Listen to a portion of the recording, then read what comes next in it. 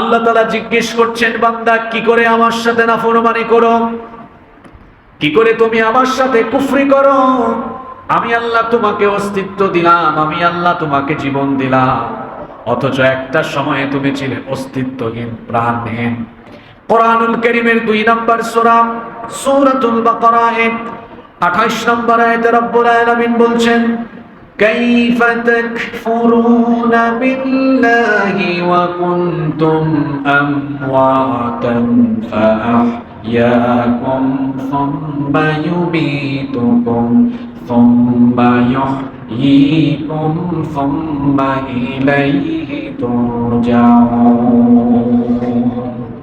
কি করে তোমরা আল্লাহর সাথে নাফরমানি করো, কি করে তোমরা আল্লাহর সাথে কুফরি করো? ওয়া কুনতুম আমওয়াতা, আর তোমরা ছিলে মৃত, তোমরা ছিলে প্রাণহীন, তোমরা ছিলে অস্তিত্বহীন। ফাআহইয়াকুম, অতঃপর তিনি তোমাদেরকে জীবন দিয়েছেন। আমাদেরকে অস্তিত্বহীনতা থেকে যিনি অস্তিত্ব দিলেন, সবাই বলেন তিনি কি? আল্লাহ। আল্লাহ তাআলা বলছেন তুমি তো কিছুই ছিলে না।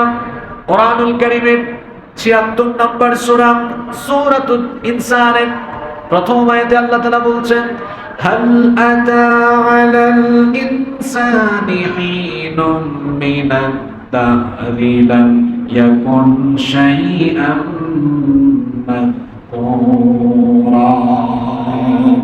কাল প্রবাহে এমন একটি সময় তোমার জীবনে অতিবাহিত হয়েছে যখন তোমার নাম নিশানা ছিল না, ঠিকানা ছিল না, ঘর বাড়ি ছিল না, কিছুই ছিল না। এখন তো তোমার অনেক পরিচয়, ইঞ্জিনিয়ার, লয়ার, ব্যারিস্টার, রাজনীতিবিদ, অর্থনীতিবিদ। আল্লাহ বলছেন তোমার জীবনে এমন এক সময় অতিবাহিত হয়েছে, লাম ইয়াকুন শাইআম মাযকুরা, উল্লেখ করার মতো তুমি কিছুই ছিলে না।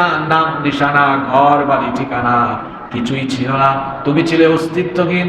কিভাবে আমি আল্লাহ তোমাকে অস্তিত্ব দিলাম, কিভাবে তোমার পয়দা হলো? বান্দা শোনো, কোরআনুল কারীমের 23 নম্বর সূরা সূরাতুল মুমিনুনের 12 নম্বর আয়াত থেকে আল্লাহ তাআলা বলছেন, ওয়ালাকাদ খালাকনাল ইনসানা মিন সুলালাতিন মিন তিন সুম্মা জাআলনাহু নুতফাতান ফি قرارٍ مكين ثم خلقنا النطفة علقة فخلقنا العلقة مضغة فخلقنا المضغة عظاما فكسونا العظام لحما ثم أنشأناه خلقا آخر فتبارك الله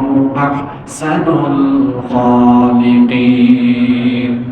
আল্লাহ তাআলা বলছেন, আর অবশ্যই মানুষকে আমি মাটির নির্যাস থেকে বানিয়েছি। সরাসরি মাটি থেকে আল্লাহ তাআলা আমাদের বাবা আদম আলাইহিস সালামকে বানিয়েছেন।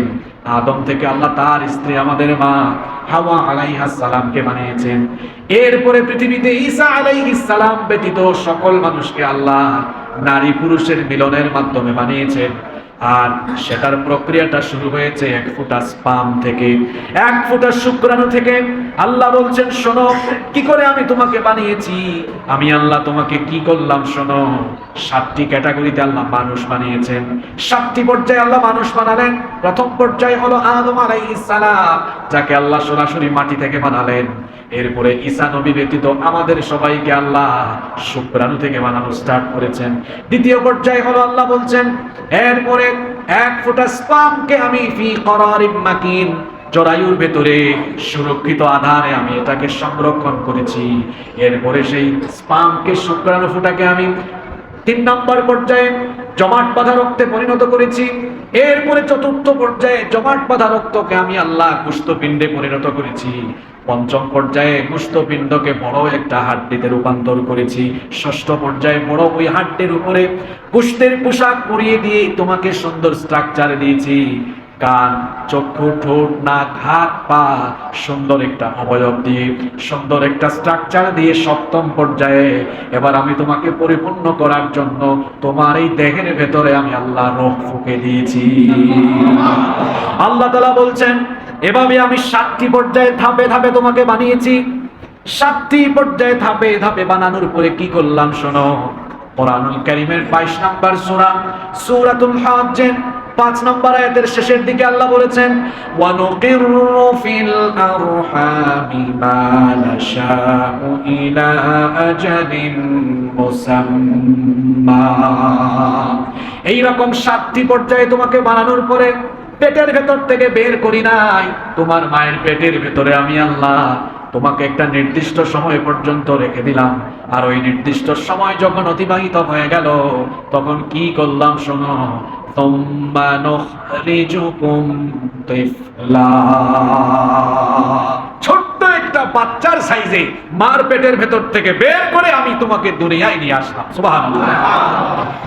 দুনিয়াতে আসার পরে আল্লাহ বলছেন, কাউকে মায়ের পেটে মেরে ফেলি, কাউকে জন্মের পরে আমি আল্লাহ মেরে ফেলি, কাউকে শিশু অবস্থায় মেরে ফেলি, কাউকে কিশোর অবস্থায় মেরে ফেলি, কাউকে যৌবন বয়সে আমি আল্লাহ মেরে ফেলি, কাউকে আবার বুড়া বয়সে মেরে ফেলি। বলেন তো মৃত্যুর ফয়সালা যিনি করেন তিনি কে? সে আল্লাহ বলছেন, সুম্মা লিতাবলুগু আশুদ্দাকুম ওয়া মিনকুম মান ইউতাওয়াফা ওয়া মিনকুম মান ইউরাদ্দু ইলা আরযালিল উমরি লিকাই লা ইয়ালামা মিন বা'দি ইলমিন শাইআ। আল্লাহ তাআলা বলছেন, অতঃপর তুমি মায়ের পেট থেকে বের হয়ে গেলে, শিশুকাল, কৈশোরকাল, যৌবনকালে পদার্পণ করলে আমি চাইলে তোমাকে যৌবনকালে মৃত্যু দিতে পারি, অথবা আমি আল্লাহ তোমাকে হীনতম বয়সে, বার্ধক্য বয়সে পৌঁছে দিতে পারি। আর ওই বার্ধক্য বয়স সম্পর্কে আল্লাহ বলছেন, ওই সময় এমন হয় সারা জীবন মানুষ অনেক জ্ঞান অর্জন করে, অনেক কিছু জানে, কিন্তু বুড়া বয়সে যাওয়ার পরে দেখা যায় তার ব্রেইনের মধ্যে এর প্রভাব পড়ে, দেখা যায় অনেক কিছু সে ভুলে যায়। এরকম হয় কি হয় না? আল্লাহ তাআলা বলছেন, মায়ের পেট থেকে বের করলাম, এক সময় তুমি কিছুই ছিলে না, জীবন ছিল না, জীবন দিলাম, অস্তিত্ব ছিল না, অস্তিত্ব দিলাম, অস্তিত্ব লাভ করলে, জীবন লাভ করলে, এরপরে মনে করো না এই জীবনের পরে তোমার শেষ হবে না। আল্লাহ বলছেন, নাফরমানি করো না। নাফরমানি কেমনে করো বান্দা? জীবন দেওয়ার পরে আমি আল্লাহ তোমার জন্য আবার মৃত্যু রেখেছি। এজন্য আল্লাহ বললেন, কাইফা তাকফুরুনা বিল্লাহি ওয়া কুনতুম আমওয়াতান ফাআহইয়াকুম সুম্মা ইউমীতুকুম সুম্মা ইহয়ীকুম সুম্মা ইলাইহি তুরজাউন। কি করে তুমি আল্লাহর সাথে নাফরমানি করো? কি করে আল্লাহর সাথে কুফরি করো? তুমি তো ছিলে মৃত, মৃত থেকে আল্লাহ তোমাকে জীবন দিলেন, জীবনের পরে আবার মরণ আছে না নাই? এজন্য আল্লাহ বলেছেন, সুম্মা ইউমীতুকুম, অতঃপর তিনি তোমাদের মৃত্যু ঘটাবেন। আর মৃত্যুর পরে তোমার শেষ নয়। মনে করো না তুমি যখন মারা যাবে, মারা যাওয়ার পরে আর তোমার কাছে হিসাব চাওয়া হবে না। তোমার জীবনে তুমি যা করেছো এগুলোর ব্যাপারে তোমাকে আল্লাহর আদালতে জবাব দিয়ে তার সম্মুখীন হতে হবে না, এমনটা মনে করো না। কারণ আল্লাহ বলছেন, মৃত্যুর পরে আমি কি করব শোনো, সুম্মা ইহয়ীকুম সুম্মা ইলাইহি তুরজাউন। অতঃপর তিনি আবার তোমাদেরকে জীবিত করবেন। মরে যাওয়ার পরে আল্লাহ আবার আমাদেরকে জীবিত করতে পারবেন কি পারবেন না? সবার বিশ্বাস হয়?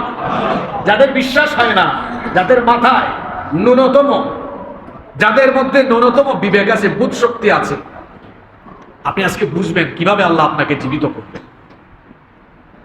আমরা তো গত জুমায় আলোচনা করলাম হাসর হবে, কিন্তু এটা যে হবে এটা নিয়ে সন্দেহ থাকার কোনো অবকাশ, কোনো সুযোগ নাই। যদি কোনো সন্দেহ থাকে জবাবও কোরআনে আছে। এই পৃথিবীতে আল্লাহ যত নবী রাসূল পাঠিয়েছেন, সকল নবীদের মৌলিক দাওয়াতি বিষয় ছিল 3টা। সব নবীদের এই জায়গাতে মিল ছিল। সব নবীদের দাওয়াতের মৌলিক বিষয় ছিল 3টা। তাওহীদ। 1 নাম্বার কি? তাওহীদ মানে কি? আল্লাহ ছাড়া আর কেউ, আল্লাহ ছাড়া কোনো ইলাহ। সব নবীদের কালিমাতে তাওহীদ ছিল কি ছিল না? লা ইলাহা ইল্লাল্লাহ। 2 নাম্বার ছিল রিসালাত। সকল নবীদের দাওয়াতের ভেতরে তাওহীদের সাথে কি ছিল? 3 নাম্বার ছিল আখিরাত বা ইবাআত, পরকাল, পুনরুত্থান। সব নবীরাই তাদের উম্মতকে বলেছেন পরকাল বলতে একটা বিষয় আছে।